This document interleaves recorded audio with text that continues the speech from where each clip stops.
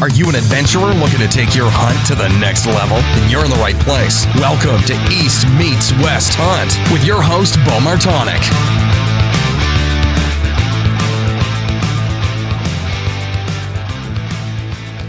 Hey everyone, I just wanted to do a little bit of an introduction here before I get into the podcast with Rick Maxson. So before I get into that, I wanted to talk about kind of the whitetail season to date. As I'm recording this, it's October 14th, and this podcast will release tomorrow. It's I just had a nice cold front come through here. It's starting to feel like archery season. So I usually don't get too excited about hunting yet. As far in the big woods where I'm doing most of my hunting, I seem to have better luck, and when I can gear more time during the rut. So I usually wait till probably another week and a half or so before I really start getting into hunting hard.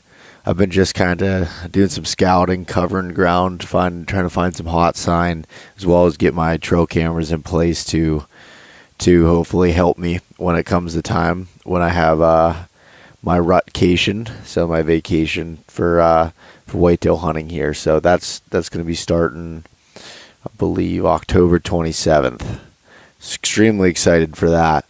So my original plan was to hunt for 2 weeks in Pennsylvania and Ohio, split the time, and once I'd fill my Pennsylvania tag, be able to drive to Ohio like I did the last couple of years.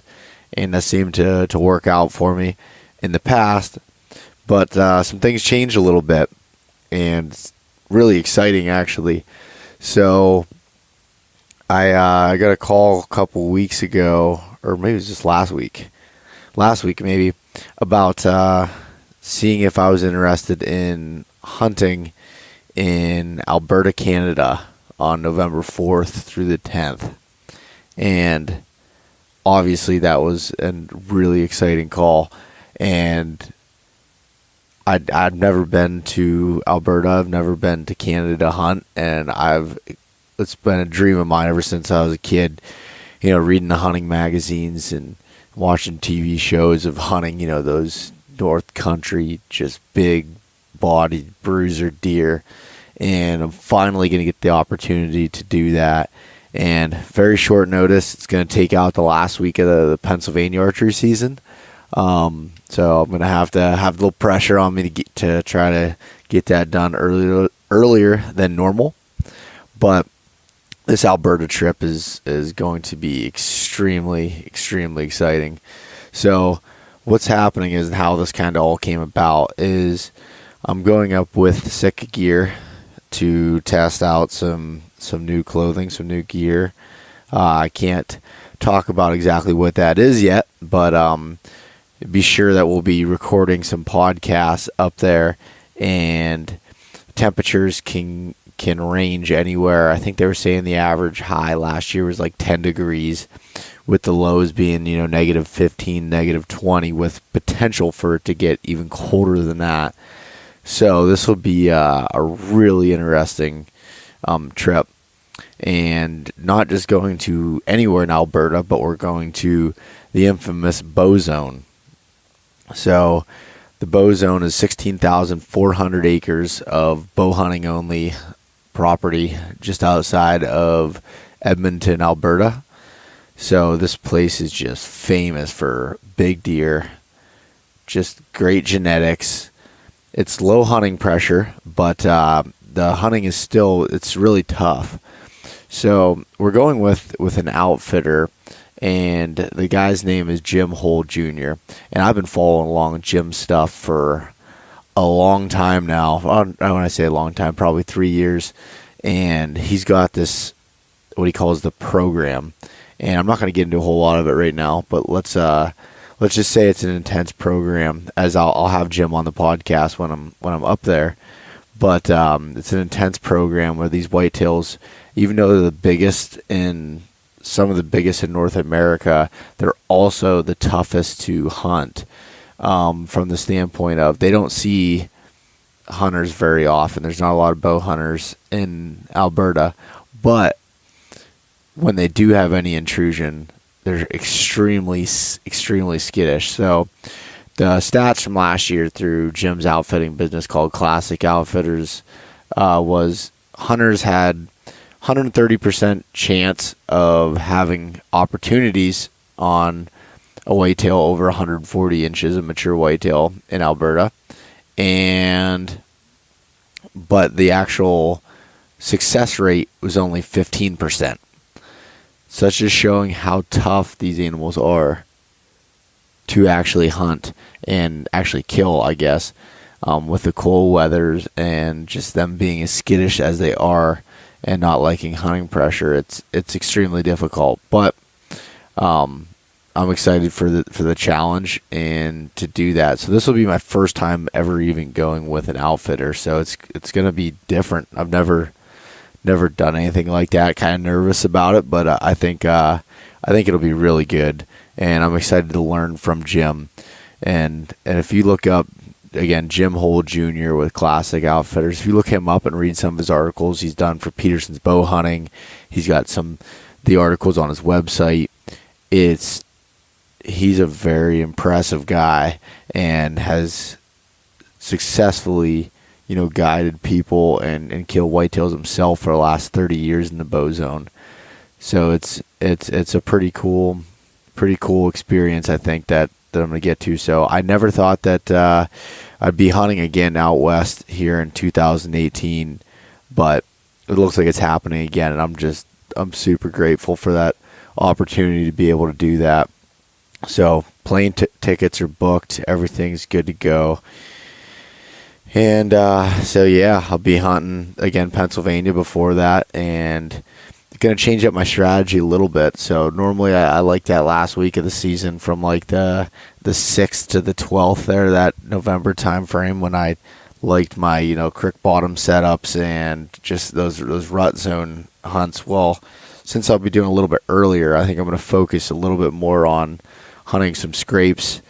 Also still gonna like, I love the creek bottoms. I'm still gonna stay down in there, but that's kind of what it's looking like going forward here. I haven't even sat in a tree stand yet, which is kind of crazy, but I have not sat in a tree stand at all. Sat in a ground blind twice now, but other than that, I've been just still hunting and scouting while I'm doing it, trying to find where the doe groups are. Found 4 doe feeding. Could have shot them just on Friday evening after work. I had got out, only had about an hour and a half to hunt.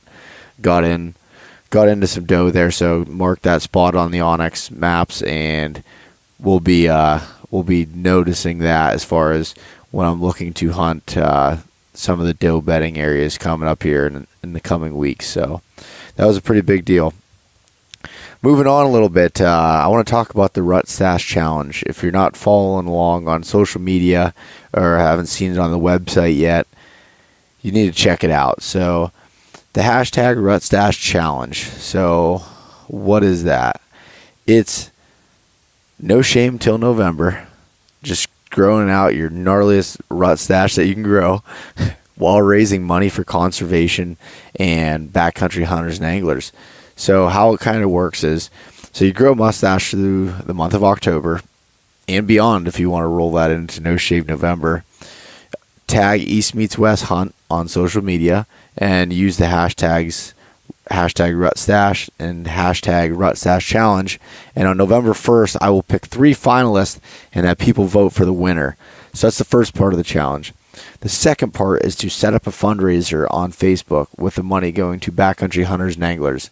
So it's actually really simple to do. You just click on the link on mine on Facebook, or if you go on the website, the eastmeetswesthunt.com/journal/RutStash Challenge. There's a link there to my Facebook fundraiser. Just click on mine below and start your own. But make sure that you tag us in it and let us know you're doing it so we can see the money that's raised from it. So the goal is to actually have your friends and family on social media sponsor you growing your rut stash and raise as much money as possible to continue to keep public lands in public hands. The person who raises the most money will get the grand prize. And I don't have all the details on the giveaway items soon, but there is a lot. So far we have the Weekender package from Heather's Choice. We have some stuff from Wild Carrot Deer Attractant. We also have an elite membership from Onyx Hunt, and also some apparel packages from myself and East Meets West, and a bunch of other things that are going to be coming down that pipeline. So check that out, get involved, and so far it's been pretty good. So after that, like East Meets West Outdoors on Facebook and follow East Meets West Hunt on Instagram. And the last thing you need to do is subscribe to the website at www.eastmeetswesthunt.com. When a little pop-up comes up for the email listing, just put your email in there, and that's all you have to do. So we have some, like I said, we'll have some additional prizes added hopefully here. And get on there, check that out. And if you have any questions, feel free to shoot me an email or a message, and we'll go from there. But for now, enjoy this podcast that I recorded with Rick Maxson a couple weeks ago, and let me know what you think. All right, we're live. Part 2 of the podcast with Rick Maxson. Rick, we just got done with the first hour of the podcast here talking about the bow shop experience. All that stuff's pretty awesome, but do it. Ooh. Lattes. But now we're back, and Fresh latte. let's talk about hunting. Let's talk about hunting. You like hunting? I don't know. Sometimes. Yeah, exactly. I think everybody's like that. Sometimes. Most of the time. Yeah, sure. Yeah. I gotcha. So we're going to get into, you and I have a couple completely different styles of it was hunting. all foam. Oh my God. Yeah, I It's mean, terrible. Tony shook it up for you, I think. Thank you. And it's borderline lukewarm. Yeah. True. Yeah, it has been sitting there for a little while, but My bourbon. Yeah, let's talk hunting. let's talk hunting and see if we can keep this podcast under control. Do you think we can do that? You're asking a lot. Yeah, that's true. Let's wait and see what's going on. But hunting gets us both excited, worked up. May want to drink a little more. There's a lot of things that, come into play with here, whether this podcast will be released or not. But Yeah. I think we're going to get it going, and we're in a lot better place than we've been in the past. Sure. Let's put it that way. Are we sticking to whitetails or? Yeah, let's stick to whitetails. Let's do it. I like It's whitetail. whitetail season. It is. We're done with elk season. Guys are coming back from the west. West is meeting east. And let's start the West Meets East podcast. Here we go. West Meets East podcast, episode 001. Ricky Maxson. Here we go. So, Rick, you grew up here in the Pittsburgh area, and you've hunted a lot of different places. But we're going to talk about the 3 specific aspects of whitetail hunting when it comes to suburban deer hunting, farm country whitetails, which you have both experience in, and also mountain bucks, which seems to be kind of my specialty there. When I say specialty, I don't mean that I'm very good at it. I just mean that's what I hunt in. Right. Yep. So I don't think we're specialists in any 3 categories, but we can pretend it's a podcast. That's what we're going to do. It's my podcast. They can't see our faces. No, they don't know. We can make up whatever the hell we want, exactly. right? Take notes. Yeah. Get your notebook out. Yeah, get your notebook out. If you want to kill mature deer, this is how you do it. Right. No, yeah, and dude, all 3 of those, suburban hunting, farm country hunting, big woods whitetail hunting, they're all for whitetails, and they're all 3 different animals, 3 different techniques and tactics. There's a lot of differences there. And they're all just as challenging, just in their own different way. Absolutely. You know what I mean? Yeah. Speaking of which, you get a lot of guys like nowadays, social media guys are like, we talked about this recently, that was public land, ? Oh, I killed it on a private farm. Oh, it's that's not as much of an accomplishment. Or, that was a backyard buck and not a, big woods buck or whatever it is. None of that matters, because if you haven't hunted, if you have hunted all 3, you know how challenging all 3 can be. If you haven't hunted the other one, it doesn't really put you in a place to make judgment on it. So, for us around here, growing up in Pittsburgh myself, Yeah, man, suburban hunting. It's different. I love it. There's definitely a challenge there. That has nothing to do with whitetails. It has to do with a people challenge. But it can be not as picturesque as, most guys kind of like, whether you're sitting giant big woods or, like I said, you're on a big farm in Illinois or in PA or Ohio or whatever. It's different. But it definitely hosts a ton of potential to kill some really good whitetails. As a matter of fact, if you want to find a big buck, find houses, and around here, that's what it's all about. As a matter of fact, around here, the bigger the farm, a lot of times the smaller the deer. You got to get into those little woodlots, and that can just be a total different way to hunt. So why do you think that some of these suburban areas hold these bigger deer? Well, it's the same application to big woods or farm country. It's all about security, right? So if you're hunting farm country or you're hunting big woods, if you want to find the big, giant, mature bucks, you got to find their security areas. Around here, the more the house is, the smaller the woodlot, the harder it is to hunt, or the harder it is to get permission to be there, or you can't get permission to be there because the landowners have, said no to hunting, or there's restrictions to, zones, zoning restrictions as far as how close you are to houses or whatever. And the deer know that, man. I mean, they've figured it out. If there's not people there hunting, they're going to be there. So yeah, the smaller the area, I think it's a security thing for them. And it's just basic management at that point. I mean, if they can live in a small area and have food, water, cover, and they don't get shot at, well, 5 years later, they're going to be a pretty big deer. Yeah, and to kind of give a precedent on what kind of the quality of deer you can see. How about last year at the shop? So we hit one of the guys that comes down that scores for Pope and Young, I believe. Mm-hmm. It does a lot of scoring at our shop. And how about that deer that came in last year? 204 inches? Yeah, dude, that was crazy. Whitetail. And that was suburban.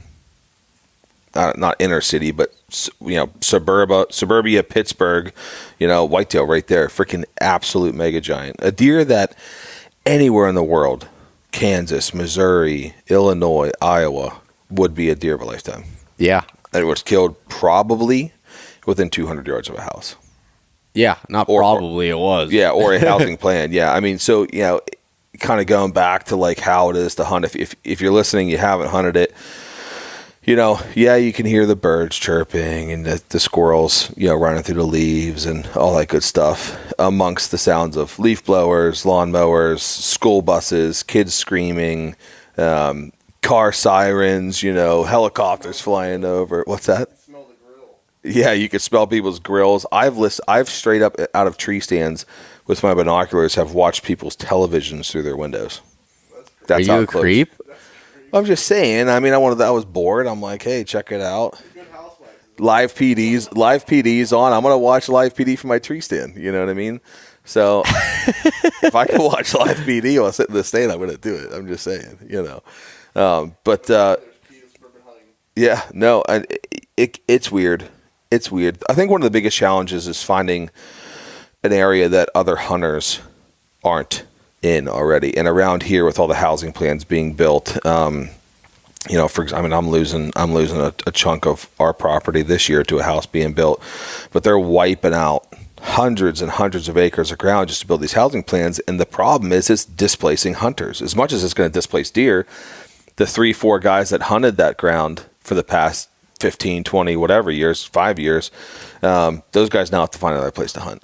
And so, you're one of the biggest challenges is finding ground that's not already overhunted and or finding ground that there's not trespassers on, which is nearly impossible in Pennsylvania, at least in our area of Pennsylvania. Because people just, they don't have a lot of ground to hunt, but the rewards can be great. If you have the right spot and you put your time in, and it's all about, you don't talk about knocking on doors. You're not going to knock on 3 doors and get 100 acres. You're going to knock on 50 doors and get 7 acres. But if it's the right 7 acres, you're going to be in for a treat because there's some really good deer around here. patterning them is differently, all that stuff kind of changes, but it can be good.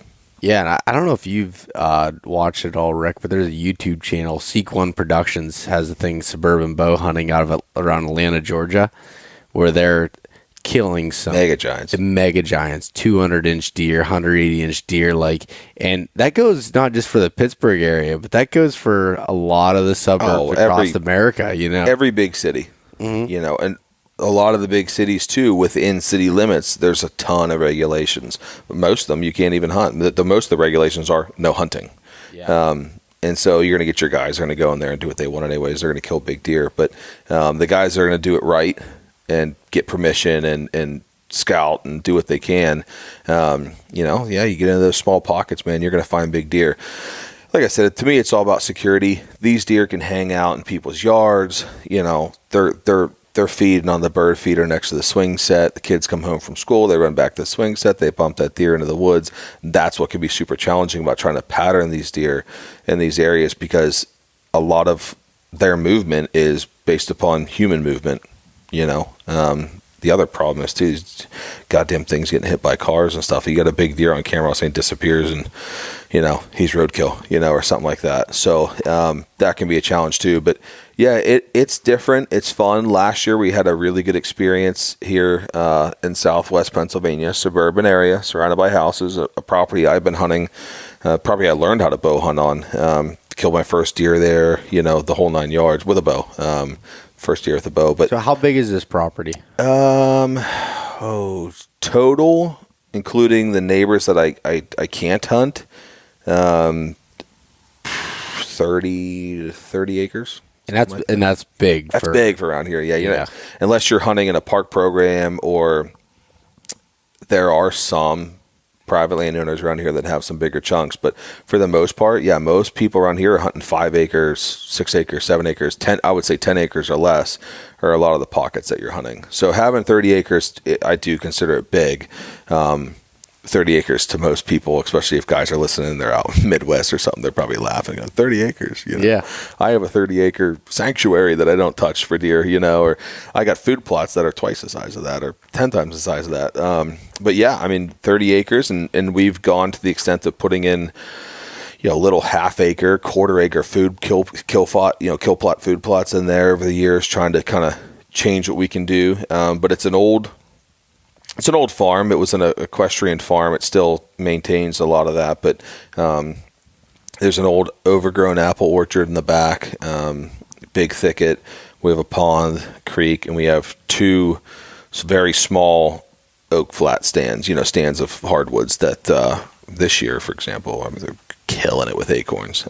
But it's a little slice of heaven, man. I'm lucky to have kind of all those features in one 30-acre piece of property, but they exist a lot around here because a lot of the ground around here was old farms, or it is old farms that housing plans have now been put on, but you can still find little spots, little chunks of apple trees still exist, and things like that the old farms had, and you can utilize them, or clearings, small fields that you can do throw and grow plots and things like that. So you can apply similar techniques that a lot of the guys in the Midwest or, in farm country are applying to killing their whitetails. If you have that capability, you can still apply them here. It doesn't necessarily work as well, but it's still effective. Yeah, because the way your farm, from me being walking in the first place you took me shed hunting, like we talked about in the last podcast, was there. And like you said, you have the little clearing, you have apple tree, you have oak trees. Until this house went in, you had the cover. Yeah, we had a huge thicket. Just that lot that sold is 7 acres, and all 7 of it was all overgrown, nasty brush. We've shot deer. They've run in there. It's a freaking nightmare to get them out of there. But that's your cover, man. So it had that. It's one of the challenging parts when you're hunting the wind is you don't have a lot of places to go. You're very limited to where you can put your stands. So when you say, I'm going to hunt the wind, well, I can't get on the far east side of that thicket because the thicket, there's a house there, you know what I mean? So I can't hunt that from that angle. But you figure it out, man. What I found last year was, I think, and I'm not saying this is the only way to do it, but I think it's a really good technique for people hunting suburban whitetails to kind of think about if it applies for your property. But that's, just a ton of surveillance, watching everything that happens. So trail cameras, being a big part of that. Last year, we've carried a bunch of trail cameras over the years of the store. We have a brand now that we sell, Cuddy Back, obviously a big brand. They've been around for a long time. But they have a system called their Cuddy Link system that came out last year. And so it allows, everybody, cell cams are pretty big nowadays. It's similar to that, but what it allows you to do is take cameras, trail cameras, put them in these bedding areas, put them in that small little woodlot that you're hunting. You may only need a couple cameras. You don't need to have 10 cameras in there, but or if you do want 10 cameras in there, to check all 10, you're going to blow out your whole property because it's a small piece of ground. So you're going to walk your whole piece of ground just to check your trail cameras. You're going to scare every deer off there, right? And so that's obviously not good if you're hunting mature whitetails, because they're not going to like that. You might get away with that a couple times, but you blow them out of there, more than 2 or 3 times, they're probably not coming back. So the Cuddy Link system allows you to put a home base camera. For me, I have it at the house that the property's from, and all the other cameras on the property, when they take pictures, they send all their pictures back to that home. So when I check cameras, all I have to do is just walk up, get out of the truck, essentially walk 25 yards, pull one SD card. That SD card's got files for all the cameras on that property. So it's a cool tool. We used it last year for the first time. Bo, you were a big part of that. Tony was a big part of that, kind of figuring out, once I found this deer who, he's just a crazy deer, non-typical. He had 14 points, double main beam, little drop. He was cool. He had kickers and stuff, a lot of character. It was a deer that I'd had in previous years as just a standard, mainframe 8, but he kind of got weird on one side. It allowed us, though, to watch him and watch every move he made without disrupting the property. When you have those small woodlots, it's hard to not disrupt the whole property. If you have a homebody deer, he's gonna know you're there. Especially if your access in, maybe you can only access the property from one spot. Well, if the wind's good at your stand, it may be really bad while you're walking in, So, yeah, a north wind or a west wind, whatever, may be a perfect wind once you get to your stand. But when the entire time you're walking in is blowing your scent across a 10-acre piece of property, guess what? Every deer in there knows you're there before you're even to your tree stand. So that can be a challenge for hunting these small woodlots. Access is difficult. Stand placement is difficult because you're very limited to what you can do.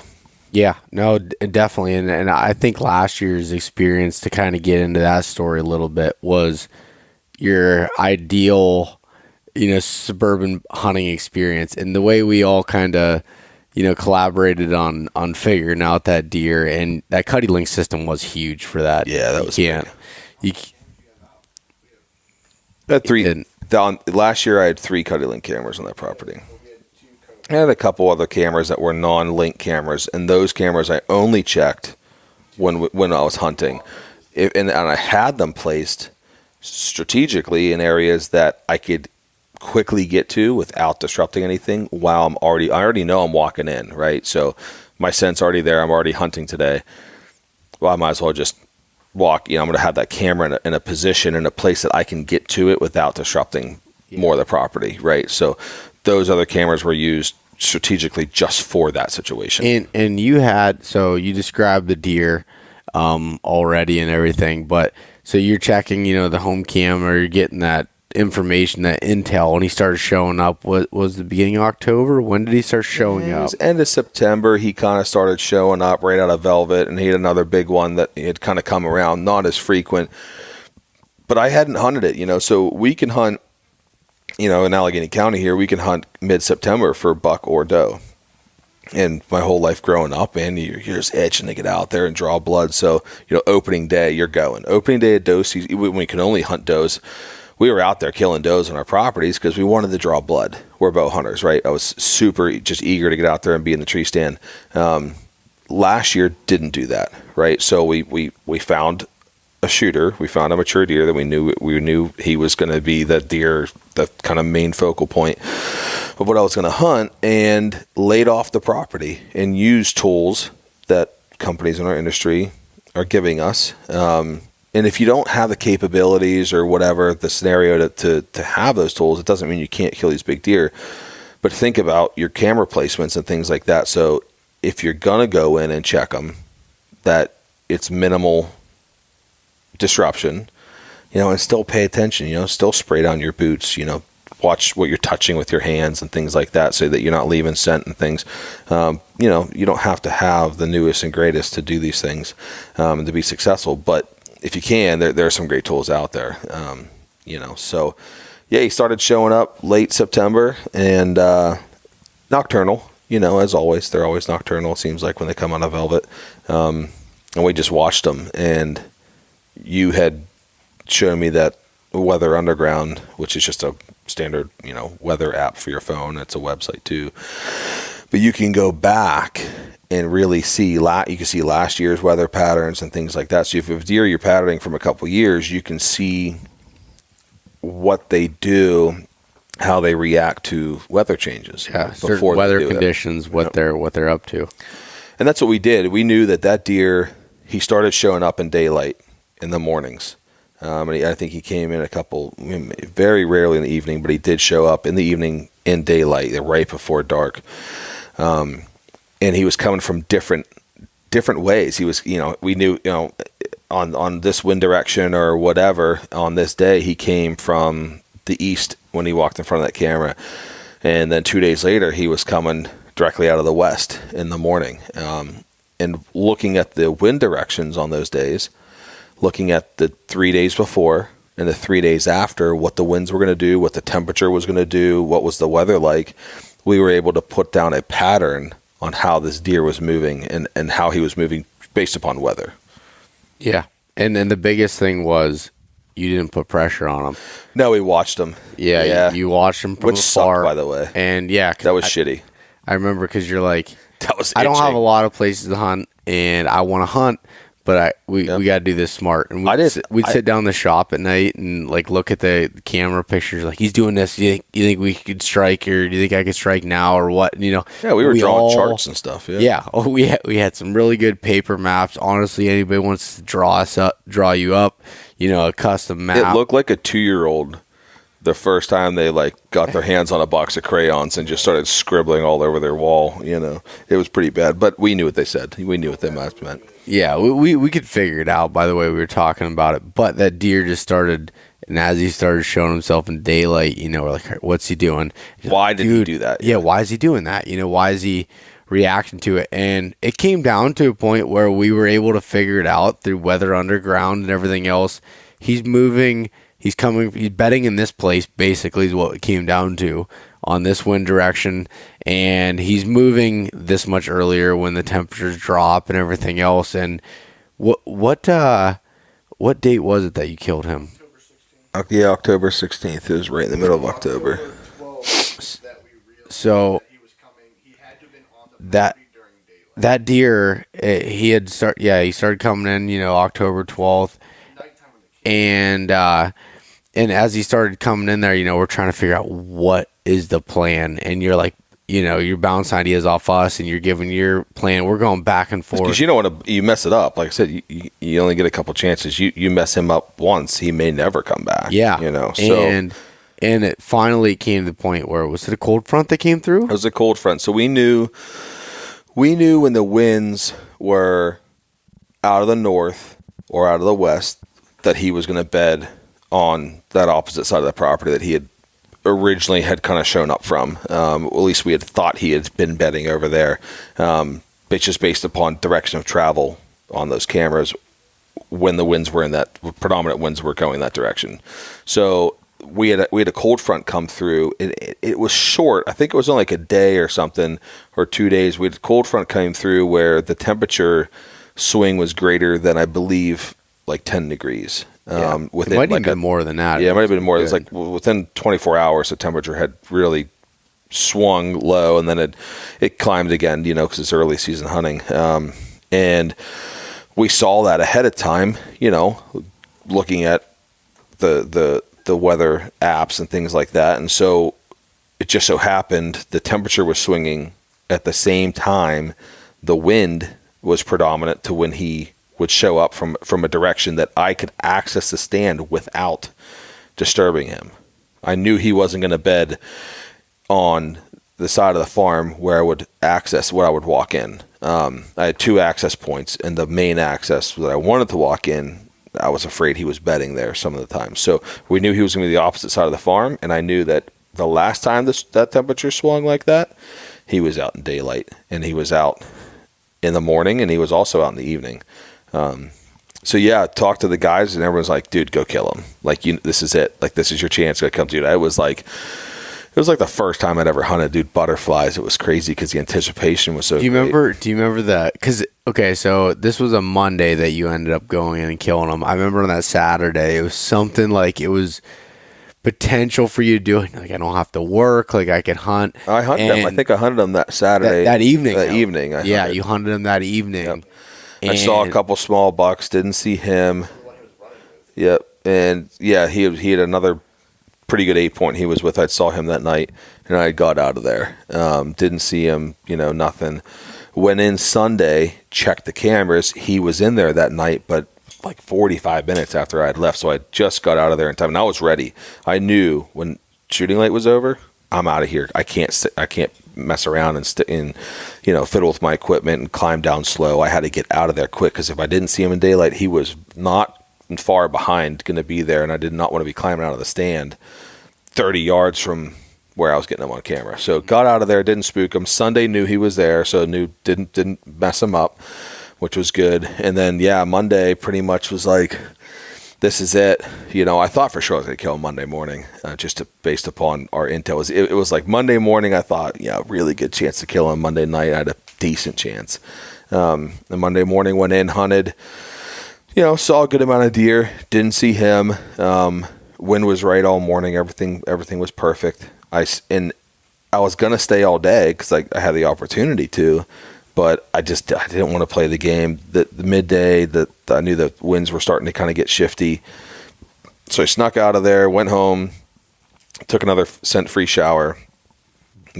I think I even washed my clothes again. I'm not even sure. I was going like crazy, and came back in, sprayed down again, and snuck in from that same access point and got up in the stand. That I knew it was like, if I'm going to kill this deer, it's going to be like just after 6 o'clock. Do you remember the text that we had going back and forth? You're in the stand. You're like, I didn't see him this morning. I thought it was going to happen and stuff. And I don't know what it was. And I know absolutely nothing about suburban hunting, but just like I had that feeling. I'm like, Rick, this is your like, night. Tonight's going to happen. It's going to happen tonight. And I was just like, and my thing that people have heard me say on this podcast during the elk hunt that obviously didn't work out, but I was like 100% like this is going to happen. Yep. And said, text me when you shoot him. I'll bring lattes. Yes, exactly. That's exactly what. Text me when I shoot him. I'll bring some bush lattes over. Yeah. And dude, it was like 6, I don't know, 04 or something. I looked up, and coming from the direction we had planned for him to come from, a small buck, like a spike or a little 4, came across the top of the field, and he dropped down and kind of started working his way to me. And behind him, a basket rack 8 started coming in, and behind him, that other bigger 8, and he was super tempting to kill. He was a nice deer, probably a 3.5-year-old deer, pretty good mass, nice PA, kind of standard PA, good 8-point. He had come out into the field, and I'm like, man, these are the deer I have on camera with him. Where's he at? And then it was just total difference. I mean, those deer body size and just the color, a little lighter color. And all of a sudden this deer, I just catch him on the top of the fence row, put my binos up, and I saw his rack. You could just see the body difference was substantially, bigger, darker hair. He just looked way more mature. I'm like, dude, there he is. And it was like you could have, if it was a story, like if you're going to write a story like this is how it would work in a perfect world, yeah, that's what happened. On a string, just literally followed those smaller bucks in, came in, and I had a mock scrape that we had been putting there with some pre-orbital. We carry a lot of that stuff at the store. The pre-orbital scent's only what I've been using I haven't used doe and estrus or anything. I've just been using pre-orbital on scrapes and just trying to get those bucks pattern to be there, especially if you're applying the pre-orbital during daylight hours. They know that. They can figure that out. So that was it. Walked right in, came into that scrape, and I shot him. I think my arrow was in the scrape. It was. Yeah. You left it there. I have a photo that I took of your nocturnal lit up as your arrow was standing in the scrape. Yeah. It was unreal, man. It was really, I think the best part about it wasn't even like, he was an incredible deer to kill. Probably won't kill anything, as cool as he is, again, in Pennsylvania or anywhere for that matter. But it was just the process, I think, that was really cool to kill him, and how we took the time to just not be out there just hunting. It was, more of the chase, more of the, the strategy. The strategy leading into it. Yeah. And that was the coolest part. And, then texting you, I'm like, dude, bring the lattes. And all the guys showed up. And honestly, I was kind of pissed at that point because I had just put a pizza in the oven. Mm-hmm. And Rick's like, dude, I killed him. I was like, no. I was like, I have 20 minutes left on this pizza. Like, you gotta wait. Like, you can't go look for him. You had lived at that point. You lived a decent ways away. What, 30 minutes north? Drive? Yeah. And I got my pizza out, and I ate the whole pizza in a very short amount of time. Melted the roof of your mouth. Yeah, I was in bad shape. And luckily, I had a fresh case of lattes by the door that I knew was... You always have to have that during hunting season. Oh, yeah, to go help buddies out. And we went down, and luckily, it was a very short track job that, the deer died within seconds of the arrow, penetrating his body cavity there. And we found him. It was me, you, and Sean Fuchs. Well, Fuchs got there first, and we're up at the truck, and I'm beside myself. Just killed, at the time, was my biggest deer, and I was freaking out. Just the whole process leading out, all the anticipation. I was blacked out. And Sean shows up, and we're talking. Dude, again, suburban hunting, small woodlots, and this whole pack of coyotes just light up right back where I was hunting. I'm like, you have got to be kidding me, dude. These dogs, first of all, where are these coyotes coming from? I a couple times had coyotes on camera, but not a whole lot. But a whole pack of them screaming down there. I'm like, dude, we're shining flashlights, and like, we got to go. And I was texting you, like, where you at? So Sean and I went down just to make sure there wasn't coyotes tearing them up. But yeah, like you said, short track job, and it was pretty incredible to get my hands on them, dude. It was, like I said, I would say it was way more rewarding, not because the size or quality of that deer, but it was more rewarding because of the strategy worked. What we did, putting the time in on surveillance, using cameras and looking at the weather and wind direction and mapping that out. I thought that was the coolest part of the hunt. Yeah, and it was, but I mean, walking up on them, I took a video of your reaction when you found them, and it was just like the coolest thing. Like, I've never seen a buck like that. Thank you. And he was a giant. I mean, he was a big deer, and I think for people that are into scoring, I think he was in the 130s, was he? Yeah, just barely was under 140. He was high 30s. Yeah, but just it like didn't matter. None coolest, of that. Yeah, no, it doesn't. But it was just like just to give a reference for size and everything. Like, but the deer was just so cool.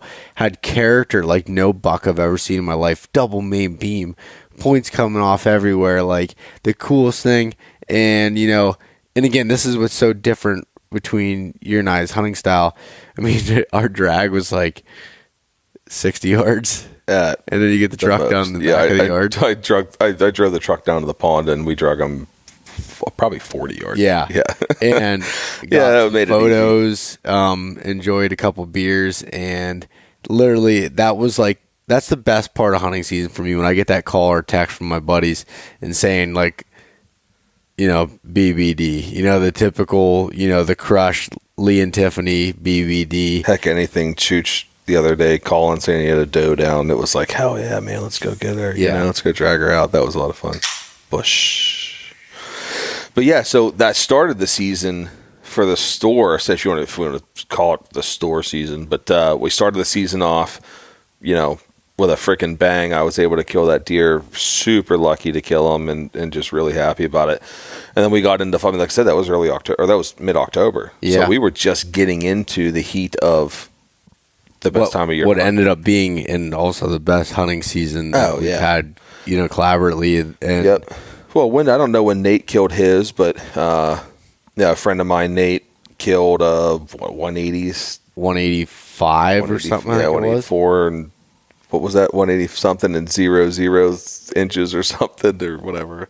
Yeah, just an absolute freaking slob of a whitetail, and Pennsylvania, and public land, Pennsylvania, and which is better than private land. Yeah, right? 100% better. Yeah, You're suck. No, I'm kidding. Yeah, exactly. But yeah, public land deer, big woods deer, and really, really cool deer for him to kill. Once in a lifetime buck, maybe as big as buck of his life. Hopefully not, but. Yeah, I think we went there, and then another big, mid 70s, high 70s deer was killed that we were involved with. Phenomenal freaking whitetail. Yeah, and to get into that story a little bit, I mean, we might as well talk about it. This deer that we called Choco that had come in, and Rick and you and Tony and everyone at the store was a big part of that deer. I was raking leaves, and you called me, and you're like, dude, you won't believe this. Dude, I just got an absolute mega giant. And actually, it was a deer that you had on camera the previous year. Yeah. And you're like, he's back. I'm like, dude, no way that you got him. He's like, yeah, dude, I got him. I found where he's living. I'm in his bedroom. And I'm raking leaves. I'm like, dude, send me pictures. I'm like, I couldn't freaking handle it. And then you sent me those pictures. That was mind-boggling, those trail camera pictures. Yeah, because and again, I've talked about it a little bit on the podcast. The terrain I hunt, kind of switch gears a little bit, is mountainous Pennsylvania, or as we call it, mountains. It's more of, steep hill country type big woods, no food plots, no farm fields. It's just no houses, no houses, no leaf blowers. It's just no timber, buses. Unbroken timber. And there was a deer that we were hunting last year that we named Choco, which was short for chocolate drop, because in 2016, I guess it was, I got 2 photos of him in daylight in a camera I let soak on a scrape. That when I say let soak, it was a camera I let out all season and never checked until after the season. And this buck came by with a big drop tine and a beautiful chocolate rack. Dark. And I mean, just dark as you can be, almost Canadian looking. Yeah, it looked like a Saskatchewan deer. Yeah, and this deer, when I first got him on camera after the season in 2016, completely consumed me. But the thing was that he only showed up. It was one day and one night, and they were congruent with each other. So right in a row, October 22nd and 23rd, I believe it was, he came through. And so I knew the deer wasn't living in the area. So to kind of save you the details on it, all spring, looked for his sheds, scouting, trying to find where he bedded, and ended up finding a spot. It was over a mile away from that trail cam photo that I found his big bed and a rub that was the size of my thigh next to it. And I was like, these type of deer don't, they're not everywhere. They're not everywhere in Pennsylvania. So kind of had a very good idea that was him. And there was an area, it was in a creek bottom with some beaver ponds and everything. And there was a hemlock tree that had 5 scrapes underneath it, with one of them being a primary scrape with a big branch broke off. I mean, as picture perfect as you can imagine for finding, a whitetail this size. So I marked that spot, obviously, came back the next fall. So now we're fast forwarding to 2007. And you're using up there, you say you marked that spot, Onyx, right? Yeah, I'm using, So yeah, Onyx, if you guys aren't familiar with, and we utilize that for my kill too, but Onyx, the Onyx Hunt app on your phone is freaking phenomenal for marking stuff you find, marking stands, marking cameras, marking everything. And now they even have the wind direction part of it, the new update. Yep. Not getting off topic, but if you haven't used that app and you want to use that app, the guys over there are great. Stop down the bow shop. We have some free 1-year premium memberships at the store if you're looking to just try it for a year, and it's free, doesn't charge you. Yeah.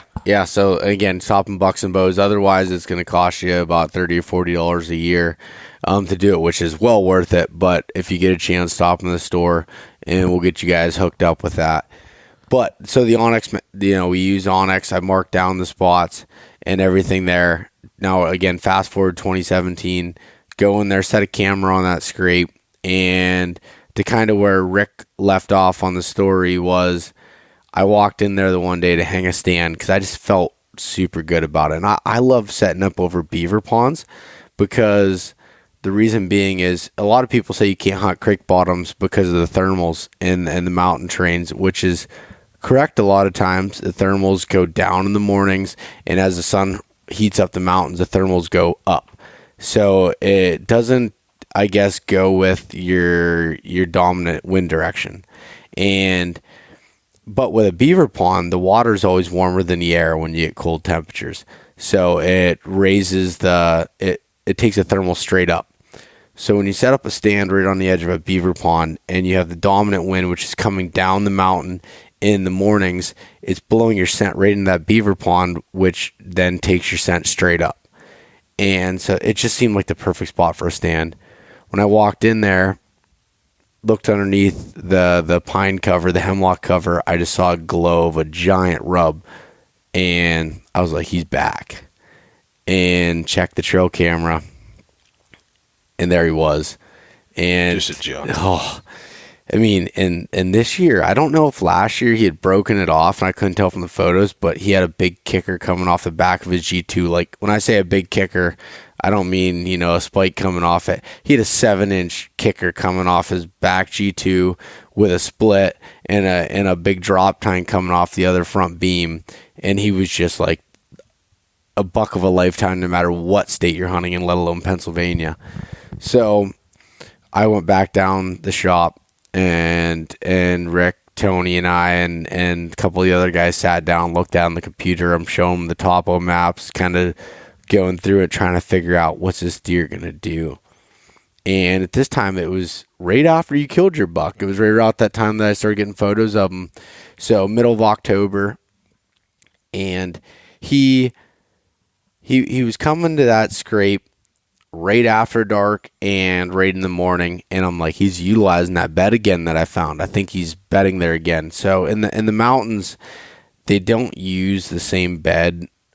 And again, this is my interpretation of hunting there my whole life and not fact, but from what I've learned is that they don't use the same bed year round. They change quite a bit, but when they're using a bed, you got to act on it now. Which is way different than suburban hunting. Very, because a lot of times these deer are going to bed, maybe not in the same bed, but they're going to bed in the same exact area because that's the only area they have to bed. Yeah. Yep. So up there, they have a lot more options, and so that's what kind of changes the challenge a little bit. Mm-hmm. And a lot of times in that hill country mountainous, they bed on the points about 3/4 the way up on hills, where this was in a creek bottom, a little bit different than what you'd read about or anything else. And he was definitely using that. But before I wanted to go in and hunt it, I had to make sure that everything was right. So we're using Weather Underground, we're using Onyx, we're using everything else to try to review that. And we sat down, and it happened to be a giant cold front was coming through October 25th with a 20-degree temperature drop, which is huge for that time of year and everything else. And we had the Halloween shoot going on at the bow shop at that time, and I was going to be staying down there. And my girlfriend at the time, she had been with me through the process, and I was like, you need to be in there and hunting that. And Rick's like, this is it. Like, this buck has a potential to be killed that day. Right. And so, and again, I'm skipping a little bit of the steps here, but we reviewed the trail cam photos, took the information we got off of that, combined it with the weather conditions, the wind, everything else that was happening, and figured this is the day that this buck has a potential to be killed. And to pattern a deer in the big woods doesn't happen very often. You just don't pattern them because they feed on browse, they feed on a lot of different things that they're just moving constantly. But with that time of year, October 25th being, and what I believe a lot of the oldest deer just start searching for that first doe that's going to come into estrus, even though they're not ready yet. They're searching. With the weather, they're starting to hit scrapes a lot harder. Mm-hmm. And yep. Yep. So with that scrape being next to the bedding area, it had the perfect. I mean, everything you could ask for was right there. And she went into the stand that morning, and that buck ended up coming in. She grunted him in and essentially killed him missed him at 12 yards, hit a branch, and went out to 25 and stopped, and got a shot at him again, killed him, and that buck. Yeah, that buck, and again, for scoring sakes, was in the 170s, ended up being 177 inches, give or take, and it was just a 6.5-year-old monarch of a Pennsylvania deer. And so that just to kind of go back here and encompass the whole thing is, he was 1.5 miles away a year ago around that same date, and they move. They move a lot in the mountains, which covers a little bit more ground than suburban hunting. But I'm not dealing with the people aspect. They can still move suburban hunting. I mean, these deer. I mean, deer. Yeah. So there's still the potential for them in a suburban setting to move. However, I think the big thing too, Bo, is what are your doe populations? So down here, we're in a special regs area where there's a ton of does. We're able to kill. Essentially, I mean, there's not unlimited, but damn near unlimited doe tags. And you can buy doe tags over the counter. I mean, they're not going to run out. There's does everywhere. So they don't have to travel to find does. They don't have to travel to find, those security pockets and stuff like that. Where up north, less doe population, food's a little more spread out. There's not like a bird feeder every 50 feet where they could just go eat at or whatever. So yeah, they got to move. They can still do that in suburbia, but they don't need to, right? And I think that's what changes, the deer movement and how you're going to think about hunting those deer and what potential they have based upon where you're hunting them. And that's a very good point, and it's something I'm glad you touched on, is that the doe population is so different. So, like you said up there, it's a low deer density area, and so the bucks have to go quite a ways to find does. I mean, there's small pockets, but there could be, again, this is talking out my ass here, but say 7 does per square mile. That's really low. That's not a lot, but they're in these little pockets.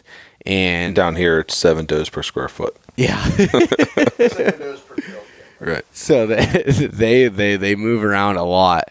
And this buck was out searching, coming back to his bed in the morning. It was 9:30 in the morning on October 25th. A lot of people were getting out of their stand at that point. Yeah. And he was coming back to bed at that time when she ended up killing him. I was getting supplies for the Halloween shoot, driving around when I got the call. Yep, I was at work, and I got the call about it, and she called me and was completely ecstatic, and right away knew what buck it was. I mean, there was no mistaking that deer. When you have a drop tine coming off the front and a kicker coming off the back, that description doesn't. There's no ground shrinkage there because you know what deer it is. I think the cool part too was, again, not just the kill, not just the deer, but with mine, it was the strategy, the planning, the anticipation, everything that went into this deer. And then for you, it was the exact same scenario. It was the strategy, the planning, the anticipation that went into this deer. It just so happened, it doesn't work every time with whitetail hunting, but it just so happened for us, within, I think, a 2-week span, bang, bang, 2 big freaking killer awesome PA whitetails hit the ground, and that aspect of the hunts was there. Yeah, and that whole, and each of them had their own, and like my whole thing with the podcast is, how do you define adventure? And each of them had their own adventure from a completely different level. Sure, totally. And pretty much polar opposite. Yeah, I mean, they had the same concept. We're out there to, attempt to kill a whitetail. I mean, that's what it boils down to. But each of them had their own, struggles and things that went along with it that had happened. And again, the deer was absolutely magnificent. And just to go a little further, the differences between the suburban hunting and the mountain hunting are it's almost like they're two different whitetails, like you said, and it all comes down to, you know, the deer density. You come down to the hunting pressure. You come down to just human interaction. You're coming down to the way the terrain lays out and everything else. That's what's awesome about whitetail hunting is you can hunt them in so many variety of places. We're lucky in PA to have that variety. And we laugh about it, and we're saying why Pennsylvania is the best state in America, and maybe not a lot of people agree with that. But the reason is we have everything. We have mountains, we have farm country, we have suburban areas, we have cities, we have lakes, we have four seasons. We got everything in Pennsylvania. But honestly, whitetail hunting sucks, so don't come here. Yeah. It's not worth out of state. The out of state tag is like $40,000. Yeah. It's super expensive. $40,000, and you have to give up your first kid. Like it's pretty bad. It's not worth it. It's definitely not. But getting out of state, to talk about a little farm country hunting, and that's here. You could definitely find some good deer farm country around here. Alec, who works for us at the store, good friend of ours, he hunts in a county in western Pennsylvania that's predominantly farm country. I've been lucky over the past, many years to be able to go out to the Midwest, and you want to talk about a different animal. I mean, same whitetail, totally different animal, totally different approach. I would say there's more similarities to Midwest whitetail hunting to mountain hunting than there is to suburban hunting as far as the animal you're chasing, because there's less human interaction, right? So your decisions, like the decisions you make, there's a lot more pressure on it, right? Because these deer don't put up with a whole lot of shit. Yeah. So going out there and hunting in Illinois last year, she killed that deer right around Halloween, and I think right after that, I left, like days after that. Mm-hmm. I got in the truck and drove out there by myself. It was a really cool hunt. Kind of like out of my element for sure, out of my comfort zone. Driving, 11 hours in a truck, which I know isn't a whole lot considered guys going out west, but 11 hours in a truck by myself, not hunting with anybody the whole week. I don't have friends with me or anything like that. And going out there and chasing big deer out in the Midwest is it's a whole different ball game. And being a suburban PA boy, you got a lot to learn. And I remember my first year out there, kind of like sitting in the stand, going, "All right, where's the big buck? I've seen it on TV. He's going to walk out. He's going to hit the scrape. Picture perfect. I'll shoot him." And I think it took me that was my fourth trip to Illinois before I was able to get a shooter in range, and just so happened to be on the very last day of the hunt with like 20 minutes of light left. That's your thing, though. You did it the year before in Ohio too. Yeah, 2 years ago. You're all about the last day, last second of light. Well, you got to enjoy the whole hunt when you're on a trip like that. You got to go through the ups and downs, the struggles, and then right before you leave, just go ahead and cap it off for the kill. Yeah, I mean, But that was a deer we had on camera, and a deer we knew was in the area. It was a mid-50s 10-point, heavy, wide, tall. I mean, he had it all. He was a solid deer, mature buck. And he was on that, if you want to call it that, hit list, right? There was another one, too. He was older, but kind of going down here, kind of real weird-looking rack, sort of non-typical. But this 10-point, kind of looking at the trail camera pictures, man, I was in love at first sight with this deer, and had some encounters throughout the week, and talk about getting out of your element a little bit too. I mean, I had applied some tactics that I normally apply here with putting pre-orbital on scrapes and things like that, but hunting deer that don't get human interaction, and hunting these big woods where you just kind of you feel like you're in the middle of nowhere. You're a pin drop in the middle of this vast territory where there's more spots for the whitetails to go than not, which around here there's less spots for the whitetails to go. You know what I mean? There's more houses. So totally different. You kind of feel like you're just like in the middle of nowhere, and you just got to have this mature deer just so happen to pick the tree you're in, the time you're there in daylight, and he's got to walk within bow range, and that's a bow hunter. That's part of that big challenge. But yeah, deer that chased them all week, a couple encounters, You know, and on the last night, I had a guy come in camp, really awesome guy. You know, and I told him about what was going on and some experiences I had, and he's like, "Hey, are you using, you know, do you have a decoy?" And I'm like, "No, I don't have a decoy, freaking decoy. If I used a decoy in Allegheny County, Pennsylvania, he'd have 50 holes in him, you know what I mean? Because the amount of freaking hunters." I'm like, "No, I don't have a decoy." And not to mention, they probably scare. I don't know. I've never used decoy around here. I don't know a lot of people that do, but I don't know if they'd be as effective. But yeah, so he's like, I said, "No, I don't have a decoy. I've never used one." And he's like, "Well, I got one in the back of my truck. I'm not going to use it tomorrow." Dude, take it with you. You know, we're doing all day sits, which is another big difference from hunting suburban hunting. You know, not normally doing all day sits, because midday, you know, the neighbor's probably going to walk their dog, you know, down through the woods, or you might get horseback riders or bike riders or whatever. So midday, when all the people are out, are not the best times to be there. Average, you know, generally speaking. Out there, you know, you're sitting all day, and it's brutal, man. Freaking 5 days to sit in a tree stand. I know I'm sure it's I've never been elk hunting. I'm sure it's way brutal hiking up and down mountains after 5 days, but I don't know. It's all relevant, man. I don't know, man. It's 5 days of, you know, pretty much the same tree stand, the same trees you're looking at, the same branches you're looking at. I mean, the same goddamn squirrels are running around. You know what I mean? It's just like it kind of wears on your mind staring at the exact same thing. And just so happened, the reason why I hunted that same stand is because the wind was right. The scenario was right to stay there. You don't always do that. But for me, over a multitude of days, everything kind of laid out that we're going to maintain hunting here. Yeah, so anyways, decoy. So he gives me this freaking whitetail decoy, this big, you know, this buck decoy. I don't know what it was. Big ass plastic, full size, goddamn 200, you know, mimicking a 200-pound deer, you know. And I'm like, I am not carrying this this freaking thing from my truck. The whole, yeah, it was the first F. I'm not carrying this goddamn thing. This giant. I got a bow. I got a pack. I got all this shit, and it's cold. So I got, you know, I'm packing in Sitka gear layers. I've got a Fanatic jacket. I've got, you know, different base layers I've got on my pack. I got a lot of stuff I'm bringing in for these all day sits, food and the whole 9 yards. Now I'm going to carry a giant plastic, loud, hollow plastic freaking deer decoy. I'm like, this is insane. Well, send it, because it's my last day, so we're going to go for it. And so yeah, I hauled that thing down there. I'm in the dark, got my headlamp on, you know, red light.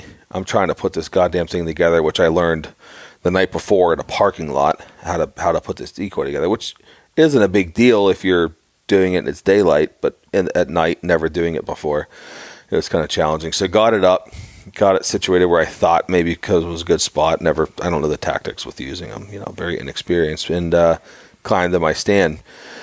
And throughout the day, had, you know, some smaller bucks come in. Actually had a deer come in like snort wheeze at like 20 yards, which is really cool. You don't get to experience a lot of that around here.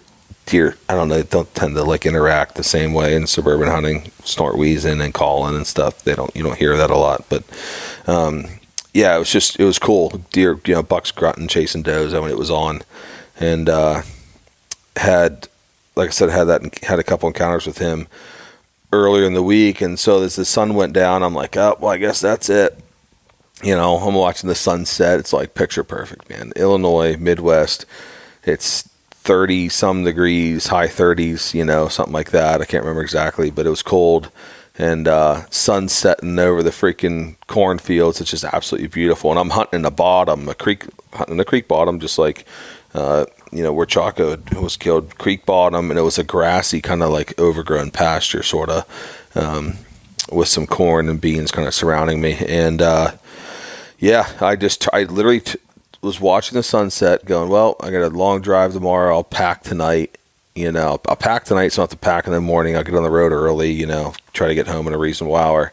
I turned around to grab my bow and put my quiver on my bow to start getting ready to get packed up. Literally 20 minutes of light left, and there he is, 40 yards standing behind me. He's in a cedar thicket, and on the edge of that thicket's a barbed wire fence. And he's just standing there staring into the pasture. And I'll never forget that. I could draw it. You know, it was like just Don't draw it. We saw your drawing skills. I'm pretty good at drawing. Give me a crayon. I'll draw it on the fucking wall right now. I'll draw it right here on the freaking. Draw it on the wall. It ain't my wall. Tony's like, yeah, do not draw on my wall with crayon. But yeah, I saw him, and he jumps into the field, and there's that scrape there that I had been putting pre-orbital on, and he comes in, dude. He locks onto that decoy, and it was just classic puffs up. His hair standing up on his back. Was kind of walking all sideways and shit. Freaking eyes crossed, ears pinned back, licking his lips like he was pissed, and came into that scrape, was 18 yards, and I don't remember drawing my bow back or anything like that, but I guess managed to put a good shot on him, and he didn't go very far. But yeah, last minute, last day, crazy. Yeah, I remember you giving me the call on that as well. Weeks after, like what, 2.5, 3 weeks after killing my biggest buck ever in Pennsylvania. It was like November 3rd, I think I killed him, or the 2nd. Mm. So, 2 weeks after killing the biggest deer of my life in PA, I got to Illinois and killed the biggest deer of my life on top of him, in my first out-of-state, no, not my first out-of-state whitetail, I killed Ohio, but, first Illinois whitetail. Yeah, dude, just a banner year. Freaking absolutely banner year. Yeah. And then come home, and you took off with it and did some crazy shit here, and then ran it over to Ohio.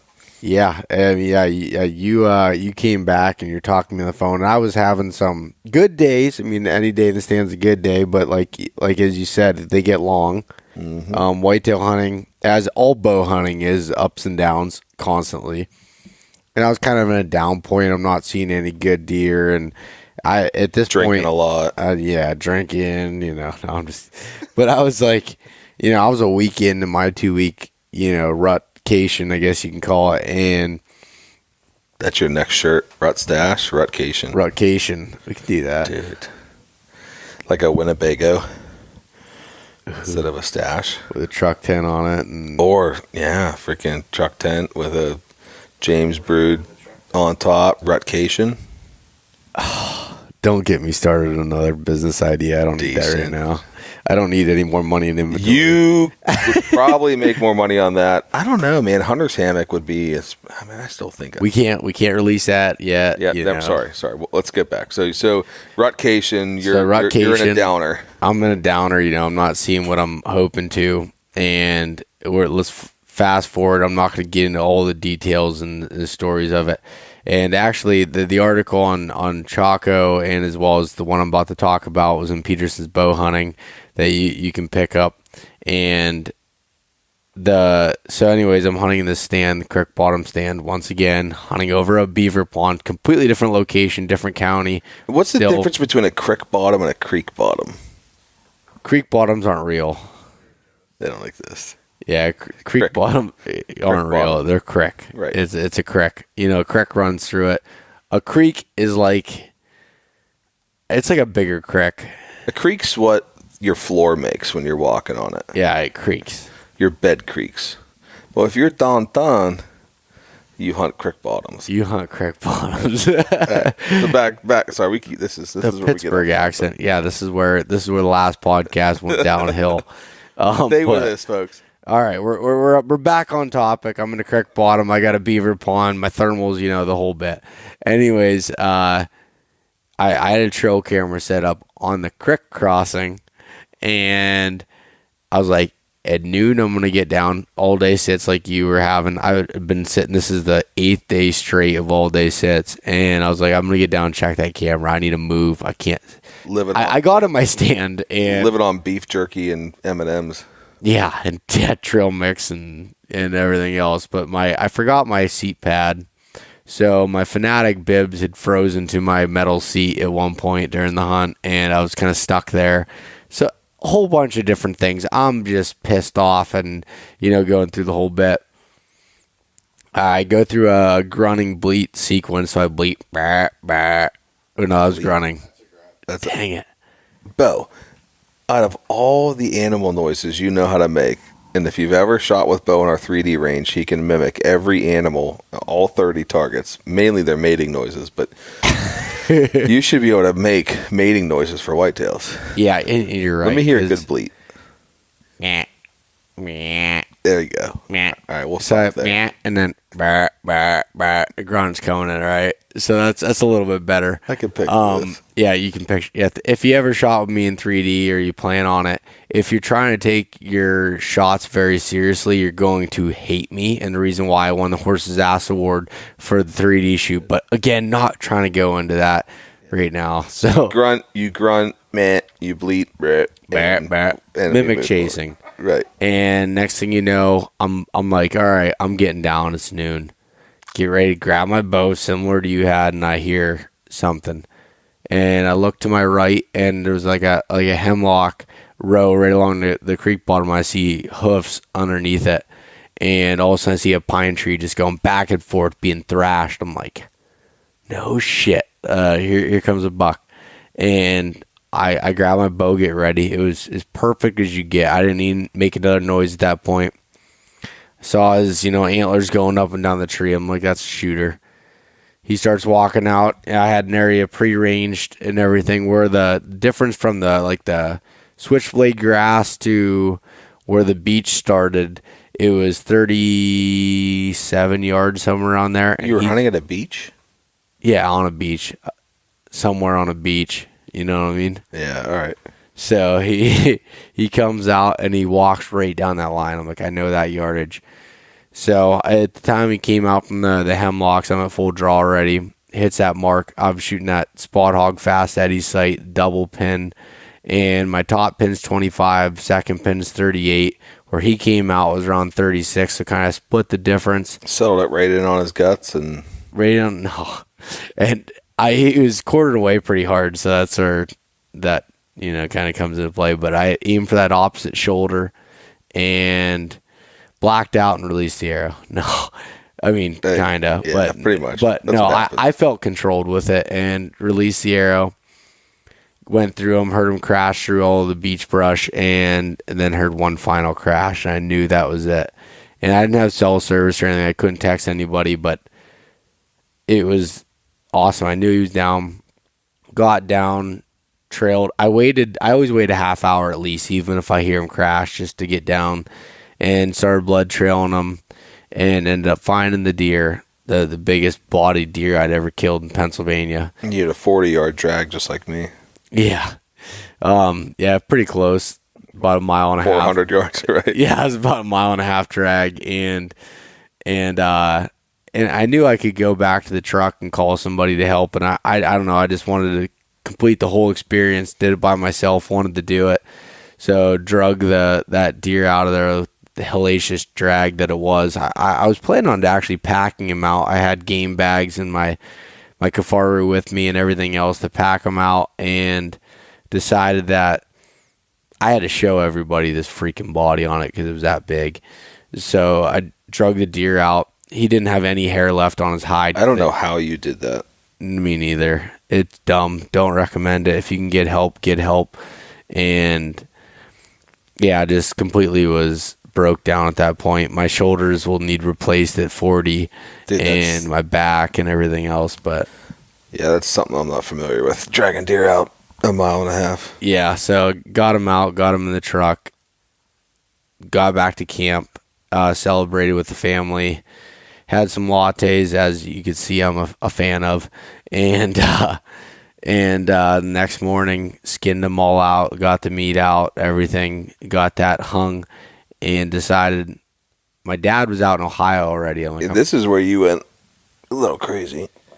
I said I'm gonna drive to Ohio and hunt for the last 3 days of my vacation. I think it was something Your like that. rutcation? My rutcation. And you might as well send it at that point.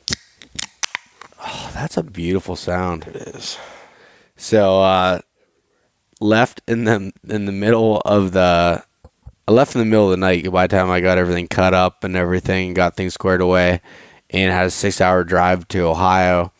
Drove through the night, made it halfway to where my house was at that point. Slept for a couple hours, got back in the truck, drove the rest of the way, got there right as it was getting daylight, unpacked everything, packed him with a climber to an area that, and where I hunt in Ohio is mountainous country too, just a little bit different. A lot of oaks, steep ridges, ravines, everything. Meth labs. meth lab. There's 100%. If you've never been to Southern Ohio, I'm pretty sure they gave West Virginia a good name. But so packed in there and climbed this tree that I'd found on this. It was kind of a saddle on a ridge. And on one side, there was like a steep kind of cliff coming off. On the other side was a coal mine. And did you know this was there, or was this something you just pulled out of your ass? No, I'd scouted it in the spring. And so you knew that tree was there. That was a tree you had... Not the exact tree, but I'd picked that saddle because right over the edge was a buck bed that I'd found, but the wind wasn't right to hunt real close to it. And went in there, climbed up in the tree, and was just prepared for an old eye sit. The whole time I'm up there in the tree thinking, why did I do this and not just enjoy vacation like everybody else in America does and just, goes to a beach or, sits around. You said you were at a beach. Yeah. Beach brush. Beach brush. Yeah. Very... little different than very similar, but actually not at all. Just not as comforting and warm and everything else. So if you're ever in a tree stand and you just in the mood for like a pina colada or something, you could call one of us. It's like sitting on a beach. Yeah, basically. Somebody delivers you a drink, you're kicked back, you relax. It's whitetail hunting. That's all it is. So that's what we should do. We got to figure out how to do that. Get pina coladas in a tree? Well, just come up with like a delivery service for hunters. They have to be sent free and come in with the right wind direction. Take a quiet cat in. Ooh. Deliver anything. Pizza. Don't give our business ideas away on the podcast. People are going to listen to this. Next thing you know, it's going to be on TV. Mail order alcohol to the tree stand. But, so anyway, I'm sitting there all day, and I was literally, I had a call from work come in and just a bunch of things. And I'm like, I need to just relax and focus. And I just kind of sat there and said, reflecting on the season, everything that happened with you and all the other things that happened. And there was a bunch of other deer in my family that had been killed. And again, it's not all about the kill, but the whole experience of the season had been better than anything I'd ever imagined. I'm sitting there, and about 4:45, I hear and I'm like, geez, here comes another, freaking squirrel coming up the road. And I look over my right, and here comes this buck. And I'm like, oh, man, it looks like a good deer. Pull up my binos, and I see a split G2 and a split 3. I'm like, holy shit, this is going to happen. Like, he's coming right up that ridge. And the one thing in hill country, when I'm in Southern Ohio, is a little different than where I'm at in Pennsylvania. It's super steep, but not as tall mountains. But in that case, I like to be up towards the top a little more than in the creek bottoms. And they like to run right over the ridge. So like 40 yards over, they're not skylining themselves on the top of the ridge. I had some does and a spike come right across the ridge in front of me. Yeah, they can scent check bedding areas and do what they need. Yeah, it's a nice travel corridor. So they came like right off that side path, as picture perfect as you want. Grabbed my bow. It happened so fast. Drew back, stopped him. I think it was 27 yards. Released the arrow, watched that nocturnal drive through him. He went right up to the top of the hill as the sun was setting.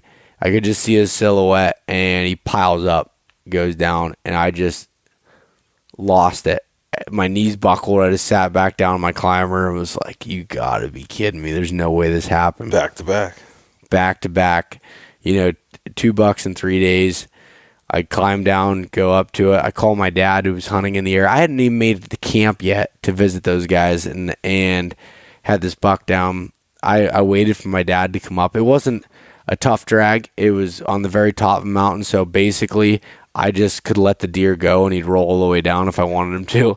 And my dad comes up. I had him gutted out by that point and drug him down, threw him in the back of the truck, went back to camp, and just completely, captivated the best whitetail season that myself, and then more importantly, all my friends and family had ever had. And that's why I love whitetail hunting. Yeah, it was a banner year. And so your tactics, to kind of go back to like tactics, hunting, so we went over hunting suburban, a little bit of mountain, and out west, hunting out there is, I guess we wouldn't talk too much on that, but tactics are a little different. Applying, decoys and things like that you can do, in certain areas, and maybe they're not effective in other areas. Yeah.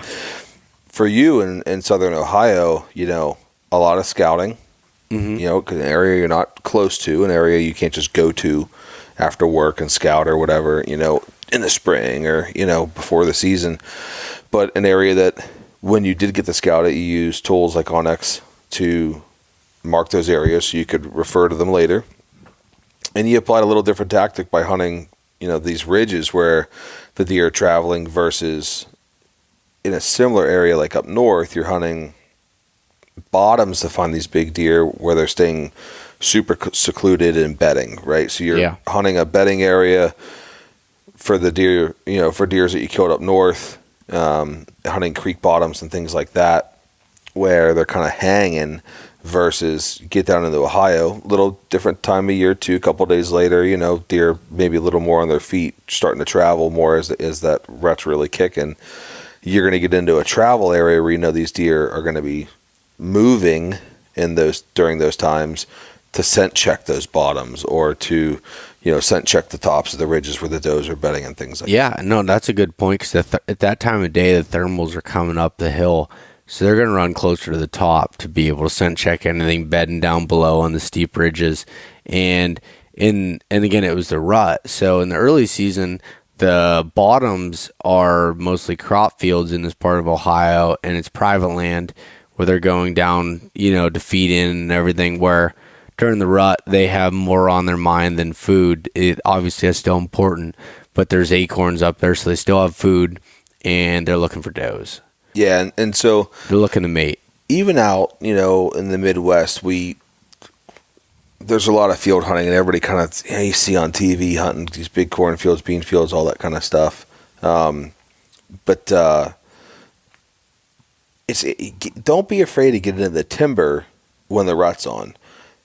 Yeah, the access may be a little more difficult. Yeah, you may make more noise getting up in there, and you may bump some deer and things like that. But when you get into the timber, and 5 o'clock isn't necessarily, last light, right? I mean, you're starting to get close there, but midday and mid-afternoon into the evening, timber spots can be really good. Those bucks are going to stay in the timber where they feel a little safer, and they're going to travel. They're going to cut, and they're going to use thermals. They're going to use wind direction to check those bedding areas. If you're a big buck and you want to check, let's say, 5 bedding areas, if you have to walk to each bedding area to check it, it's going to take you a lot longer. You're going to use a lot more energy. It's going to be a lot more difficult to do that. You got to cover more ground. Versus getting downwind of those bedding areas, a big deer can cover less ground. He's still checking because he's using his nose, so he's still checking all those bedding areas. He can check the tops, he can check the bottoms, just with his nose, and he can cover less ground and use less energy. Yep. And when you start pushing, especially into November, a lot of those bigger deer, they've already bred, they've already locked down does, they've done that. They're still chasing, they're still looking for does, but they start transitioning into saving energy when they get closer to later in the season. I mean, these deer know what's coming. They know winter's coming.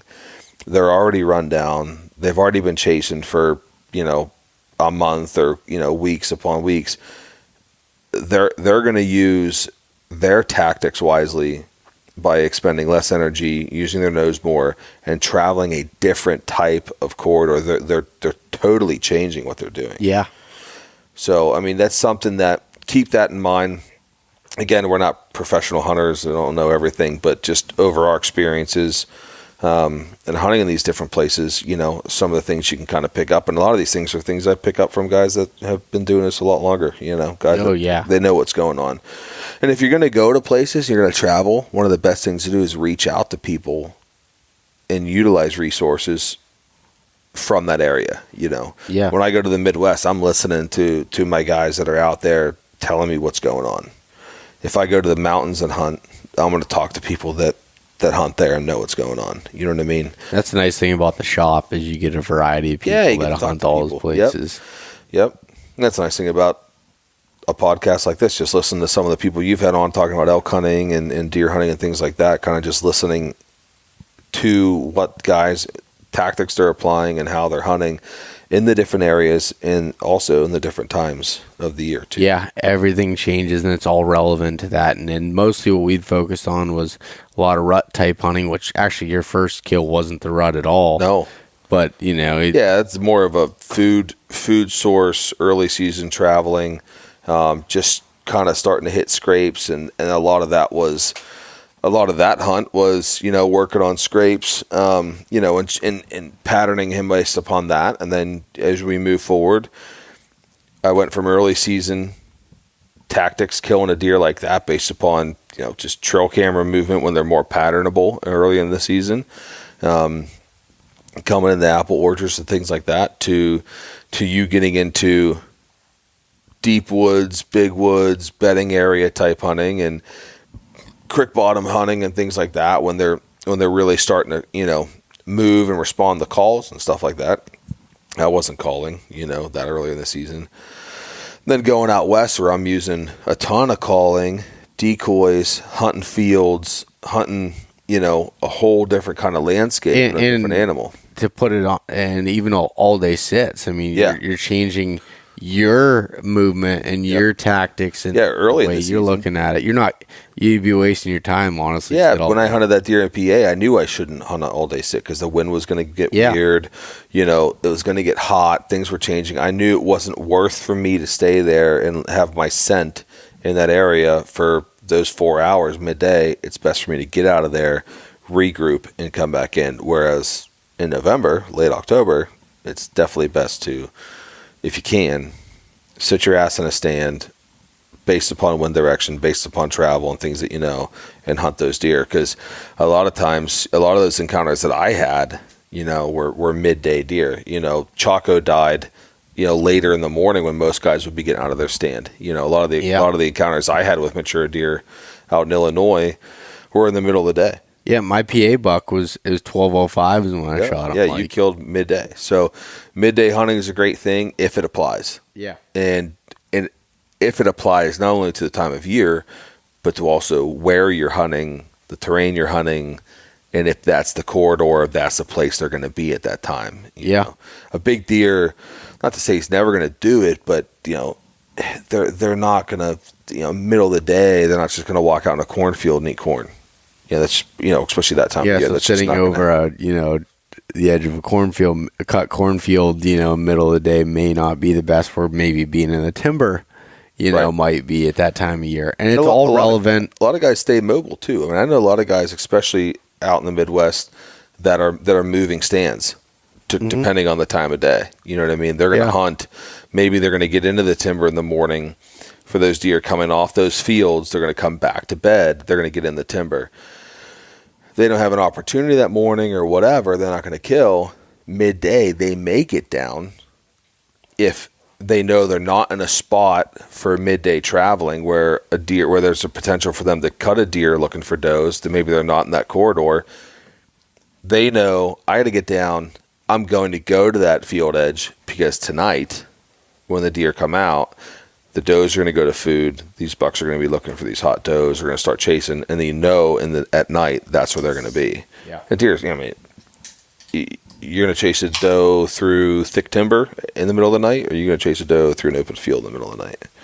You know, I'm not saying they wouldn't do it in the timber, but I'm more apt to be chasing a doe around, you know, in a big field. Yeah. You know? I mean, me personally, I'd chase does around anywhere, anytime of year. That's your style. That's where the rut stash comes into play. Yeah. Again, 365, 24/7, you're in the rut. And again, that doesn't apply to deer hunting, but July rut stash, you know? Yeah.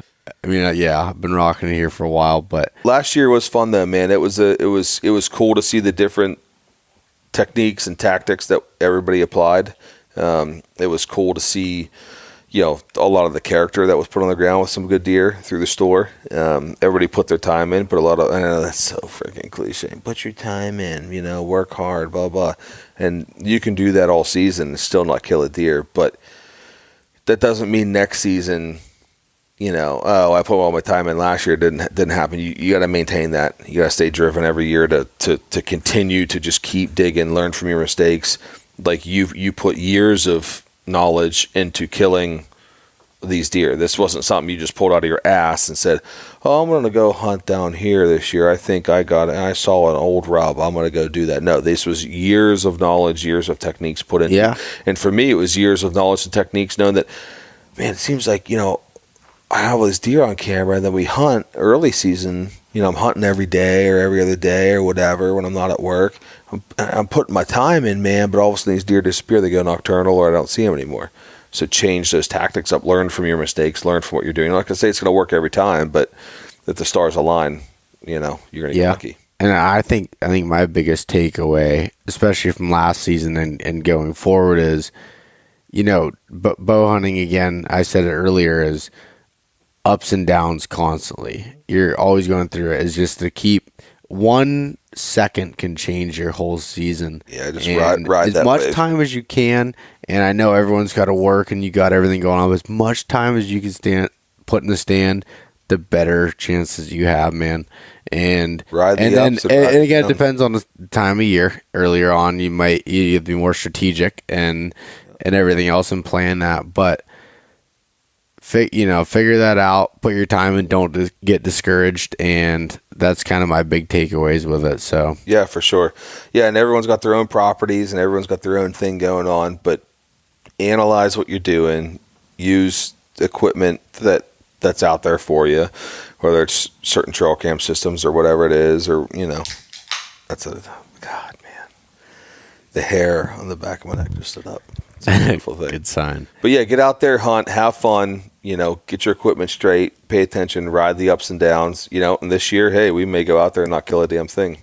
It is what it is. Probably not. My luck this year so far is missing a turkey and spending 14 days in the mountains of Colorado, which I'm not complaining about, but did not, kill. But hey, I've got a positive attitude. Whitetail season will turn around for you. Yeah. So one last question for you, Rick. And hopefully this isn't throwing you for a ringer as much. We'll see if you actually listen to any of my podcasts. But how would you define adventure for yourself? Yeah, man. I mean, I don't know. That's a good question. And that doesn't need to be even hunting specific, like just in every aspect of your life. Well, I think adventure is anything for me that's new, right? Like, or different for what you're doing. So, for example, last year killing that deer, it was adventurous to change tactics, to not hunt as much. It was adventurous to stay out of the woods and utilize trail cameras and things and not be putting my time in the stand to kill a big deer. It was different. I wasn't familiar with that. It's outside your comfort zone. Right, exactly. So I think anything, if you could push your comfort zone, for me, driving out to Illinois by myself, I'm not used to doing that. I'm not used to hunting alone all week. I'm not used to hunting out there, I mean, I hunt there 1 week a year, but I'm not used to that. You only get a week a year. That's not a whole lot. So I think for me, that's adventure, because it pushes what you're comfortable doing. And I think the more uncomfortable you get, the better success you'll have, but at least the more you'll take out of it. Yeah. Right. So if you stay, I think if you just stick to the norm and just kind of like, oh, well, I'm used to doing this. This is my thing. And yeah, sometimes I have luck and sometimes I don't, that's cool, but that can get boring. And get out there, try new things, try new tactics, try something different, figure it out, grab a decoy, and go out there and throw it up. I think that's, to me, maybe what defines a little bit of adventure is just kind of, trying new things and getting out of your comfort zone, man. I think, and to be honest with you, whether a successful hunter or not, if you push that limit, you come out of that going, well, I didn't have any success, but I learned a lot, but that was a lot of fun, but I did something that I wasn't used to doing. If you do have success, then obviously the lattes flow. Heck yeah. And the great thing and my whole purpose for this podcast, man, I know I've talked a lot to this point about Western hunting and elk hunting and everything else, but that was all because of, the relevance to time. But adventure is truly how you define it. And that can be suburban whitetail hunting. That can be farm country whitetail hunting, mountain buck hunting, elk hunting, whatever it is. Out of state, in the state you lived in the neighborhood you grew up in. It doesn't matter. It's all relevant to your situation and what you have available. Make the best of it and kind of go from there. So I think this was a great way to kick off the 2018 whitetail season.